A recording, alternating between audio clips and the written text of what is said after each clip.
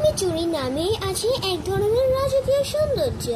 এটা একটি অলংকার না, এটা এক ধরনের স্টাইল, এক ধরনের আত্মবিশ্বাস। কালো রং সবসময় রহস্য আর শক্তির প্রতীক, আর যখন সেই রঙে রেশমের কোমল ছোঁয়া মেলে তখন সেটা হয়ে যায় অনন্য। হাতে যখন কালো রেশমি চুড়ি পরে মনে হয় পুরো সাজটা যেন সম্পূর্ণ হয়ে গেল। এটা মানে যে কোনো পোশাকের সঙ্গে, হোক সেটা ঐতিহ্যবাহী শাড়ি বা আধুনিক ড্রেস। তাই আজকের মেয়েরা শুধু সাজের জন্য না, নিজের ব্যক্তিত্বের প্রকাশের জন্য বেছে নিচ্ছে কালো রেশমি চুড়ি, কারণ কালো মানে ক্লাস আর রেশম মানে রুচি।